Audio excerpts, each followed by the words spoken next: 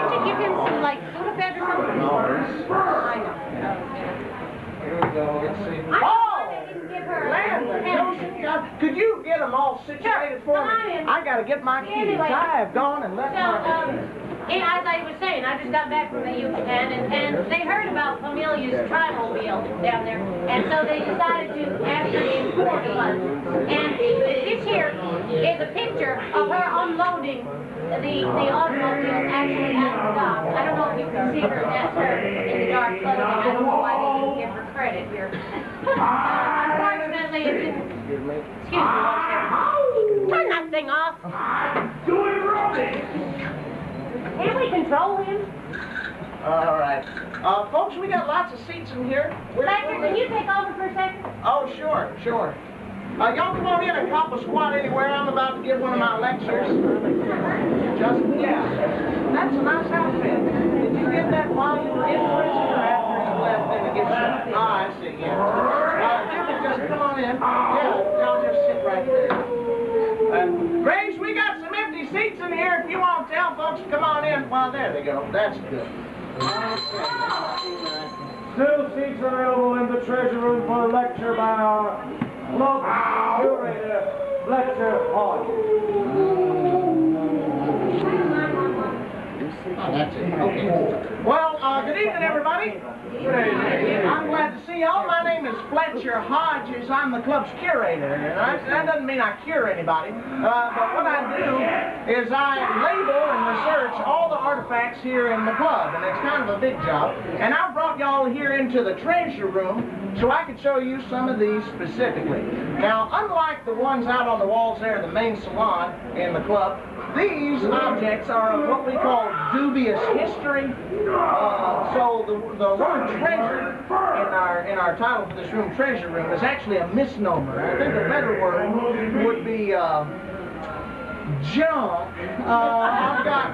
Now, what I'm going to do is just take you folks through the highlights, if that's okay. Oh, here's one. Now, this golden pharaoh up here, now I examined that real close when we got that in the club. Professor Otis Wren brought that in from Egypt, or so he said. Well, that's not real gold.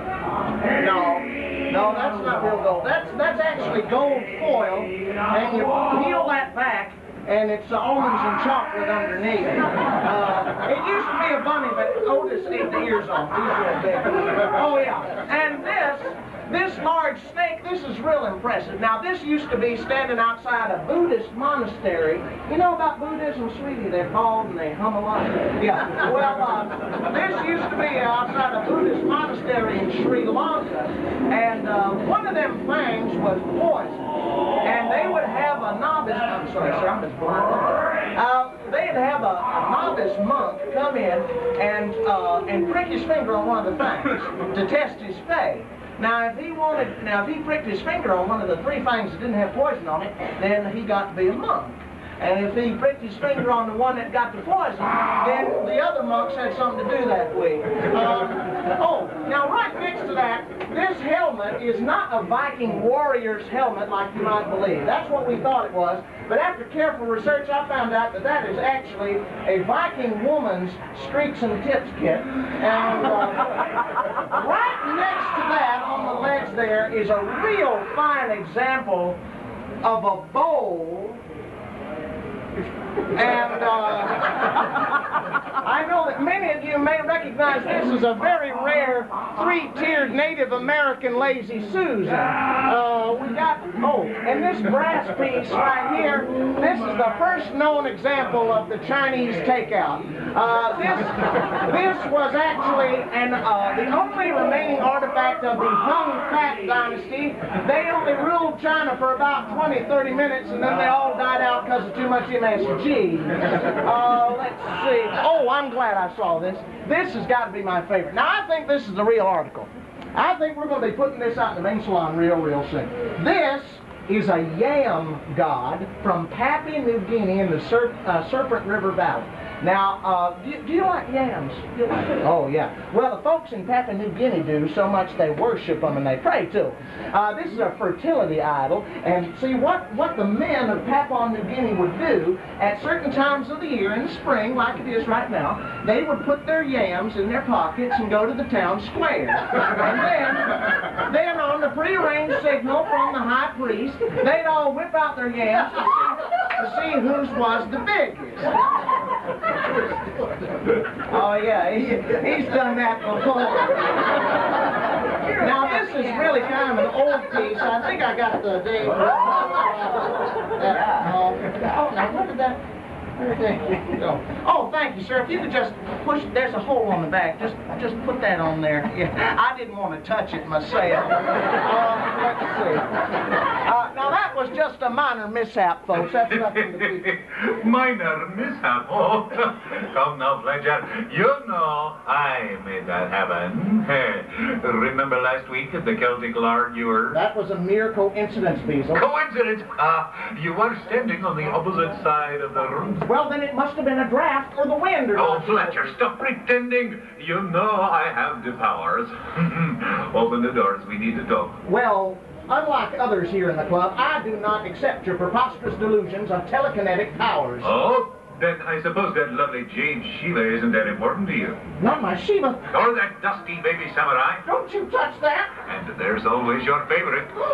Not my Confucius salt shaker. No, I mean the ones hidden under your bed. No. That one could cost you your job. Oh, all right, all right. You paranormal bully. Pair of what? Very funny.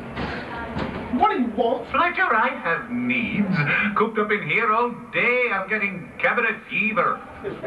Get me some air. Well, all right, but listen now, you gotta behave yourself. I'm giving a talk, and we got good, decent people here. You're giving a talk and there's still people here? Oh, very funny. I'm sorry about this, folks. This should be amusing. Hello. Hello. Ladies and gentlemen, I'd like to introduce you all to Beazle, our resident genie of the lantern here in the club. Of course, he's only a partial member, but he's a full-time pain in the behind. Fletcher, where is our lovely maid? No. Now listen, the club will not tolerate that sort of behavior. We get kids in here. Oh, now, Fletcher, have you no feelings? Do you know what I do all day? What do you do all day? I pace. Oh, yes, it's back and forth and then back and forth. Well, listen, what you do in your spare time's not my business. Now, back to Fletcher, how can you be so selfish? What? Haven't you ever been in love? Well, Say with a large farm animal, perhaps? all right. Now, what do you want? How about a body? Oh, what? You know, all this stuff from the neck down. I don't mean to complain. There are worse things than being ahead. After all, I could have been behind. Well, in his case, the resemblance is striking. That is very, very funny, Fletcher. But you know, the maid refuses to take me seriously until I have the body, the arms, the legs, all the good stuff in the middle. Yeah. Well, listen, our club maid is an employee, and we have a no fraternization policy. And besides, all the good bodies have been taken. Fletcher, it doesn't have to be Tarzan there. I just like a little something down below. I beg your You pardon. know, it's bad enough not being able to scratch. I don't even have anything that itches. All right, that's it. Fletcher, is the Ming vase insured? You wouldn't dare. Oh, wouldn't I? I hate to think what might happen in here if I get really upset, Fletcher. All of this history reduced to history. All right. Just, look, I'll just memorize what you want. Now, tell me what you want. First, a buddy. You want a body. From a good family, no tattoos. Okay. What else? The maid's telephone number. Well, that should be easy. What else? A new chin rest is some sunglasses, breath mints, and a shower cap. Okay. Anything else? A sheet of fly paper. You know, one fly in here, it's mayhem. All right. I'll see what I can do. By tomorrow, Fletcher. I said I'd see what I can do. You're a good man. Shall we shake on it? Sure. Gotcha. Oh. Sorry. That's your fault, you. Oh, that reminds me. A handkerchief sneezing can be very, very tricky. Yeah. I ain't got nobody. And nobody cares for for me. Don't you try to yourself, don't Jimmy. Ladies and gentlemen, I'm going to have to postpone my lecture until a later date. I got to pick up those items for him before everything in here goes kafooey. But y'all explore the club. There's always something going on in one of the rooms around here somewhere. And until I see you later on tonight, hug the loose.